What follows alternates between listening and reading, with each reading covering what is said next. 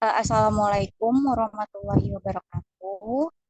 Kami dari kelompok 6 ingin presentasikan mengenai sumber Big Data. Dan untuk kelompok kami ini terdiri dari 5 orang, maaf.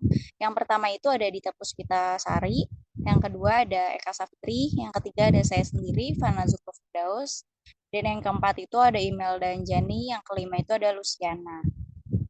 Next. Dan untuk selanjutnya saya menjelaskan tentang apa itu sumber big data. Jadi sumber big data itu merupakan suatu tren yang mencakup area yang luas dalam dunia bisnis dan teknologi yang menunjukkan pada teknologi dan inisiatif. Melibatkan data yang begitu beragam, cepat berubah, dan berukuran super besar sehingga terlalu sulit bagi teknologi, keahlian maupun infrastruktur konvensional untuk dapat menanganinya secara efektif. Untuk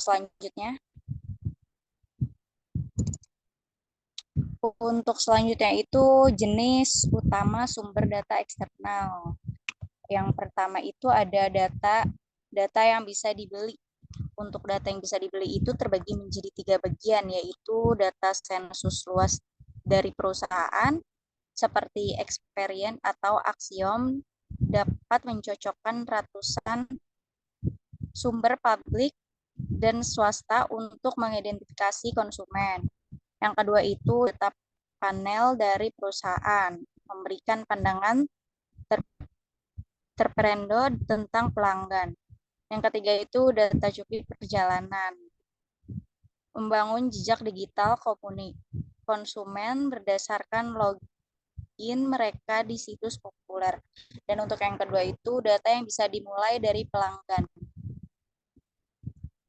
Retail harus mendorong pelanggan untuk mengidentifikasi diri dengan masuk ke situs web, menggunakan kartu loyalitas di toko atau mengidentifikasi diri mereka menelpon layanan pelanggan. Yang ketiga itu ada data you can partner for. Perubahan dengan kumpulan data komplementer dapat menggabungkan wawasan dengan bermitra. Untuk slide selanjutnya itu dijelaskan oleh Dita. Terima kasih. Untuk slide selanjutnya ada manfaat Big Data, yaitu di mana mengetahui respon masyarakat terhadap produk-produk yang dikeluarkan melalui analisis sentimen di media sosial. Penjelasannya adalah mendapatkan feedback dan respon masyarakat sebagai dasar penyusunan kebijakan dan perbaikan pelayanan publik. Yang kedua, membantu perusahaan mengambil keputusan secara lebih tepat dan akurat berdasarkan data. Penjelasannya membuat laporan terpadu dengan segmen khusus. Yang ketiga, ada membantu citra perusahaan di mata pelanggan, yaitu menemukan solusi atas permasalahan yang ada. Yang keempat, untuk perencanaan usaha dengan mengetahui perilaku pelanggan. Yang kelima, mengetahui tren pasar dan keinginan konsumen.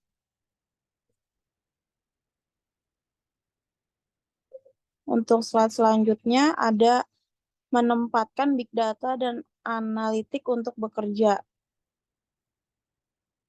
Mendapatkan perhatian pemimpin, kuncinya adalah fokus pada keputusan besar yang jika memiliki data lebih baik, memiliki kemampuan produktif yang lebih untuk dioptimalkan, maka kita akan menghasilkan lebih banyak uang. Yang kedua, mengubah organisasi. Rumus atau faktor keberhasilan utama untuk mengeksploitasi analitik data selalu bermuara pada 3 hal, yaitu data, model, dan transformasi. Dan yang ketiga ada menemukan jawaban lebih baik, yaitu fokus pada upaya untuk melakukan hal-hal yang lebih baik dengan pelanggan. Untuk slide selanjutnya dibacakan oleh Imelda. Terima kasih.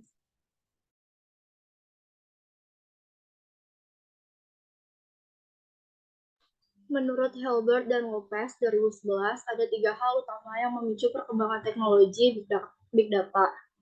Untuk yang pertama itu Pesatnya pertambahan kemampuan penyimpanan data. Kedua, ketersediaan data melimpah. Ketiga, pesatnya pertambahan kemampuan mesin pemrosesan data.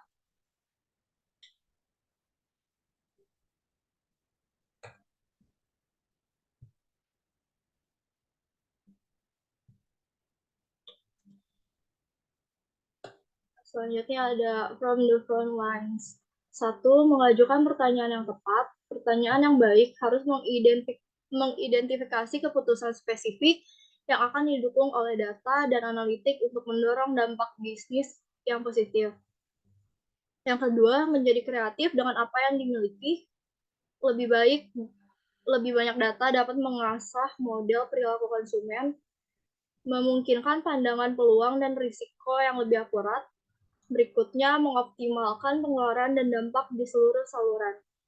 Dengan merealokasikan beberapa pengeluaran media untuk meningkatkan keputusan call center, perusahaan meningkatkan basis pelangganannya secara signifikan dan memperoleh beberapa juta dolar dalam pendapatan. Yang terakhir, tetap sederhana, salah satu produsen mengakui bahwa sebagian besar penjualan perusahaan mengalir dari sebagian kecil basis pelanggannya. Tetapi pertumbuhan penjualan dengan pelanggan besar itu lamban. Berikutnya akan dibacakan oleh rekan saya.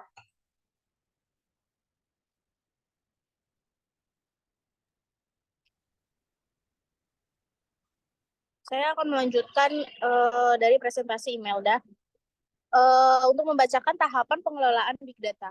Yang pertama itu ada akses. Itu berhubungan dengan daya akses data.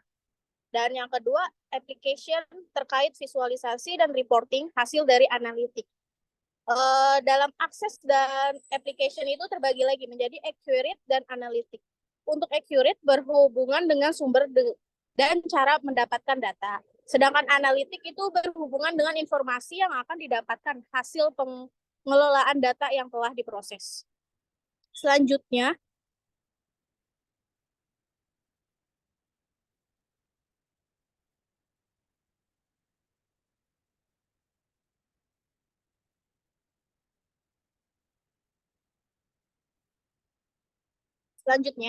tantangan penerapan Big Data.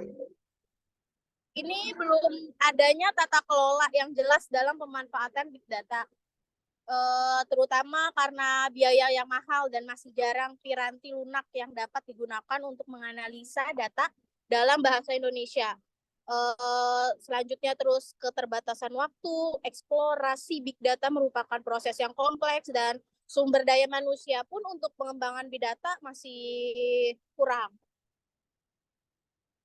Selanjutnya dilanjutkan oleh rekan saya, Luciana.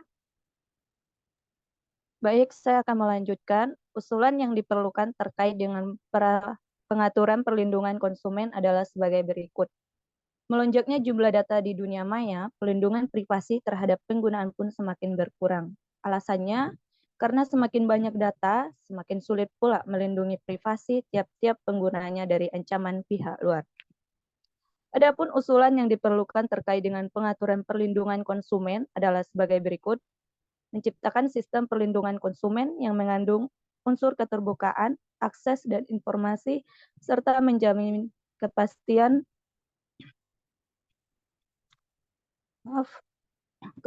hukum. Kedua, memberikan perlindungan kepada konsumen dari praktik usaha yang menipu dan menyesatkan.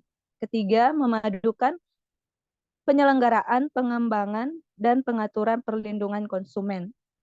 Dan yang keempat, masyarakat diberikan pemahaman menyeluruh tentang etika dalam teknologi informasi agar dapat membentengi dari dalam penyalahgunaan privasi. Slide selanjutnya. Oke, di sini ada daftar pustakanya dari data NB 2015, analis dan di Future of Marketing Sales. Di sini kita bisa lihat dari data pustaka yang kami ambil dalam kelompok 6. Jadi, dalam penutup kelompok kami, jika ada kekurangan kata atau kesalahan dalam mempresentasikan hasil diskusi kami dari awal hingga akhir, mungkin tidak menyenangkan hati atau melenceng dari hal-hal yang lain, dari diskusi kami ini. Sekian kami